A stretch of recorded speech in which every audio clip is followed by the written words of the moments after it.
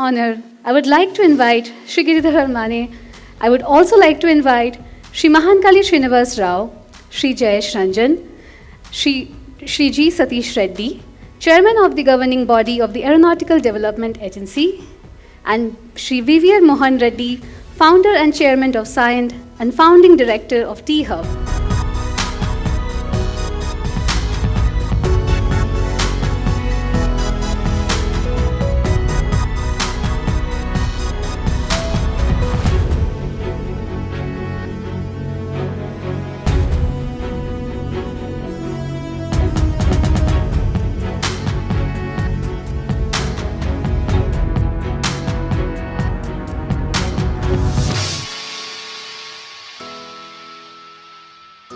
I'm thankful to T-Hub, Jayesh Ranjan, Srinivas Rao Garu, and the Anthony and his team of the dynamic T-Hub team here. Reddy Garu is here, Satheesh is here, and many important defense sector industry leaders are here. Hyderabad is a beautiful city. It's always a pleasure to be here. And also, the presence of so many startups, the innovators here, makes the visit to Hyderabad very fruitful one. Firstly, coming to the procurement reforms. So far, procurement has been looked at bringing some very costly high technology equipment from abroad for the forces. There was a common misunderstanding that defense forces only want foreign equipment, which is very, very costly, and generally they don't like whatever is produced in India. To allay the fears of the local manufacturers, in 2021 December, our Prime Minister declared that the defense procurement will be primarily from local industry. Imports will be an exception. So it has been written down in stone. It cannot be violated just like that. Any exception has to be approved by the defense minister himself, and if it required, it goes to the cabinet. So if you think that defense forces require a particular type of equipment now or in future, you should start innovating, because you stand a very, very good chance to become a part of their supply chain. The second important thing which is done is that we have ensured that the procurement process itself is speeded up. It's delegated to various levels. Now, you have seen the emergency procurement recently. More than 100 contracts have been signed in a period of 6 months to 8 months, and many supplies also are taking place. Several of these are purely Indian designed, developed and manufactured. Similarly, we have the Make 1 and Make 2 programs also, where last year, 2022-23, we have concluded more than 80 contracts with the local manufacturers. These can be very top order equipment like the tanks and infantry combat vehicles, and it can also be smaller equipment like spare parts, components of the various platforms we are using. Thirdly, in Make programs, that is Indian designed and developed manufacturing in India equipment, we are ensuring that orders are placed soon after the development is completed. In fact, the Make 1 and Make 2 programs are tied with the secure orders. Make 3, which also looks at technology transfer and manufacturing in India, is also tied to the guaranteed orders. So in terms of ensuring that whoever designs and develops in the country is rewarded adequately, reforms are already in place to ensure that they get the returns. The next most important reform is that we are requiring each and every critical technology required for these platforms which our forces are procuring are designed and developed in India. Normally what used to happen previously is that there will be several Indian companies manufacturing parts, components, but the company which gets the order for entire platform used to import several of these components from abroad, despite having the local alternative. So we ensured that now, as per the new rules, the critical technologies have to be sourced from India. If they are already available, if they are not available, they have to be developed and manufactured in India. This is a major change. Why? Because so far, indigenous technology means it used to be labor component, it used to be the maintenance component, it used to be the documentation, it used to be the training. It never used to be the critical technology. It can be the metal bending, riveting, and those kind of low technology equipment, but it never was high-end avionics or electronic systems, IT systems, etc., which used to be very critical. What happens is that if we buy the IT systems, the software of these platforms from abroad, we are constantly dependent upon the foreign suppliers. The Indian supplier never gets a chance to supply. Those things are a thing of the past now.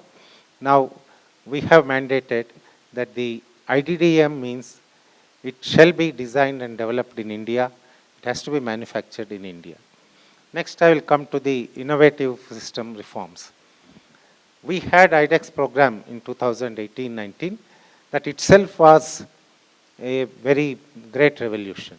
In fact, it for the first time established a very simple process to ensure that the innovators are given some support, some mentorship, some hand-holding, and also a small amount of grant. It used to be 1.5 crores. Later, it was increased to 10 crores.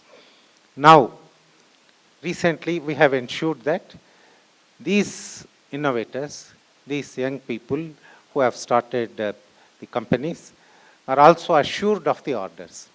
They progress to the orders in a seamless fashion. It is not a very cumbersome process of going through several rounds of quality checks, etc. Because we are asking you to develop a particular technology, we agreed with you what it will perform, and you have developed according to that.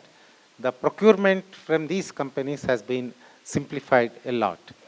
In fact, one of the officers from the services, Navy, Air Force, or Army, will handhold you and ensure that the procurement process is also completed.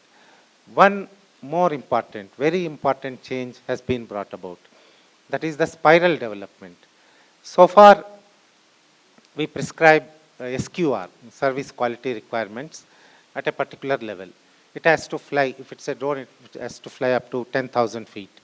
If it flies up to 9,500 feet, we used to say, no, you have not met the SQR, so we cannot procure.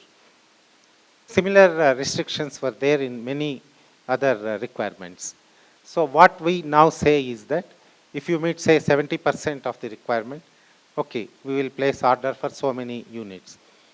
You still have a chance to increase it to the 10,000 feet and come back to us so that we can procure from you the remaining quantity. So the spiral development is going to be of great help to the innovators as they are assured of orders even if they meet not 100% but 70 to 80% of the requirement also. This will ensure that you will not suffer in future. We are also thinking of doing one more thing.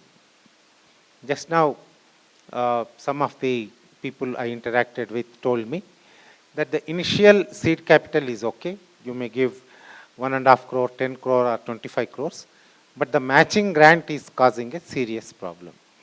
We want to solve that. We are thinking of tying you with the platform manufacturer. Suppose you manufacture a component and subassembly for a larger platform.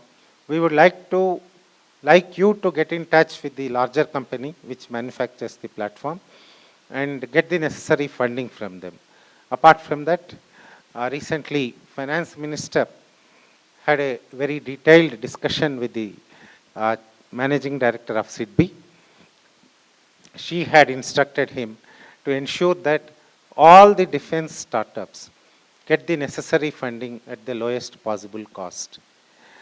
The cost of capital has to be reduced for the startups in the country. So all necessary arrangements will be done for that. And from my side, from the Defense Ministry side, we will ensure that our companies, I have 16 of them, will ensure that they will come to your support. They will not ask for your equity. Please don't worry. They will extend you in terms of a interest-free loan if you are developing a part, a subsystem, a component which will go into the platform they are manufacturing. I request other industry representatives here. I have representatives of Tata, Mahindra, Boeing, Safran, very large companies are present here. I would also request them to handhold the startups, and they have been doing it.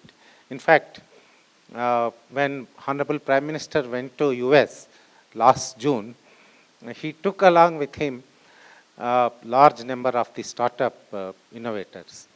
There, he personally ensured that they get the necessary support from the American industry ecosystem. Just before he reached there, he had asked me to organize an event where Indian startups get an exposure to the American defense industry. So we had organized that IndusX symposium there, where many top US companies had interacted with Indian startups and have given several orders to these companies. So in terms of connect between industry, the established industry, which get most of the large orders, and the startups, which provide the critical technologies needed, has been already started. And I hope it will, in times to come, will become very, very strong and be mutually beneficial to the large corporates as well as the startups. Now I come to the third important reform which government has undertaken recently, is the quality reforms. Quality control and quality assurance are very key to defense industry. You understand, one particular batch of ammunition, which resulted in poor quality, has caused the death of many soldiers a few years ago, 3-4 years ago. So quality control is to be given topmost importance in all the defense-related manufacturing processes. So we are generally very careful. We have a very large organization with several thousands of people working for it, which will check the quality of various equipment, arms and ammunition we procure. However, many times it becomes so tedious that the manufacturers get worried that this process will never end and we may end up with no order in next few years. That will cast a shadow on their financials and will result in them getting out of the defense sector. It has happened many times previously also. So to ensure that the processes are very fair, objective, and not very time consuming, we have introduced several reforms recently. Firstly, we are providing a single window system for quality control. So far, we have been asking the manufacturers to go around several of the laboratories, several of the offices, to get each of the systems to be certified. Now, we say that if you are manufacturing, say, a battle tank, you can go to only one office and get all the systems certified through that office. He will handhold you. He will take forward the certification process on his own. There will not be multiple visits to multiple offices. The second important thing is the remote and virtual quality control. Now we have huge developments in IT and instrumentation. Many of you are fully aware of it, which will enable us to do the quality control, quality assurance work sitting in a remote area. There is no need to physically be present. Right now, I have deployed several hundreds of my officers in these companies, manufacturing companies. I would like to get out of these offices. Maybe in a central office they can sit and watch what is being done in these offices through remotely operated cameras, etc. A part of this is also the automated quality control processes. Many of the machines these days come with the recording of the parameters of the goods being manufactured. They can be read and understood clearly whether the processes are proper or not from a remote location. That also has been enabled now, and many companies are already utilizing this. And lastly, in this series of reforms is the self-certification. If you have reached a certain stage in the manufacturing process, you can certify yourself that this is according to so and so standard, so and so mill standard, we conform, so we can supply to you. Or third party certification. If there is NABL certified laboratory, they can come and check and give a certificate to you, which will be acceptable in the ministry. Like this, we want to declutter the quality control and quality assurance processes so that your procurement, the manufactured goods, the goods you have manufactured can be procured without any problem.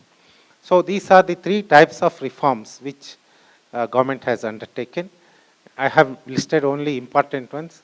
There are several of these things because our procurement process, quality assurance process is very complicated one. We had to change, we have to modify, we have to delete many of these processes. It is much simpler now. It can be much more simpler. I need your advice on that. But I have stated some of the important ones. Now, what do I expect from Defense Ministry side to the startups? We have issued a lot of challenges through IDEX recently and through Aditi only last month. I would request all of you to work on them because there are guaranteed orders in them. If I ask for a small component of a battle tank or one of my aircraft fighter jets, I actually need it in large quantity. Please look into these positive indigenization lists which are there in our website. Similarly, the challenges are needed for actual life uses. We need to deploy these equipment as soon as you make them ready. That's why IDEX program in last 2-3 years has resulted in several contracts. I think 34 or 35 contracts have already been signed, and we are in the process of signing many more. More than 300 projects have been awarded for development under IDEX. So I want you to concentrate on the 5 positive indigenization lists issued by the ministry so that I can procure more and more goods from you. And also from the Aditi and IDEX challenges. The second one is the care for quality and the user friendliness. I was trying to procure an assault rifle for Indian Army. This assault rifle is like almost like a part of your body for a soldier who is guarding the border. It has to be very, very user friendly. It should not get heated up. It should be very easy to use. It should not malfunction, whether in Ladakh or is in Rajasthan. It has to be so good that the soldier will not feel that it's a burden on him. When I compare what is made by, say, SIDBI in US and what is made by our own defense PSU in our country, of course, our own equipment is fully indigenous, 100%. But the look, feel, and the quality all have much to improve. So when you are coming up with a product, look at the design of it carefully, user friendliness of it carefully, and also the quality assurance also very carefully. Without these, we cannot really excel in any sector. Quality of actual functioning and quality of look and feel are also very, very important for getting success in procurement processes. The very look of your equipment should be so appealing. I would like you to work on it. Thirdly, for the capital, I assume that none of you want to part with equity in your companies. Don't get disheartened. We are working on the funding mechanisms. We understand that going through the defense ministry's processes is very tedious. We are in the process of reforming. We have already done a few. More are in the offing. But do approach the funding agencies, the DPSUs, without hesitation. We don't want to steal your IPR in the DPSUs.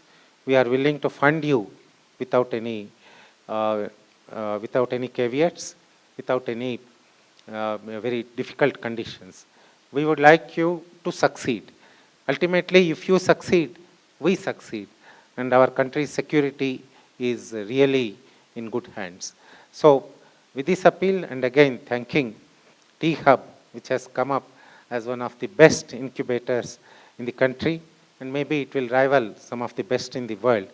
Congratulating the team here, congratulating all the innovators here. I take your leave. Jai Hind.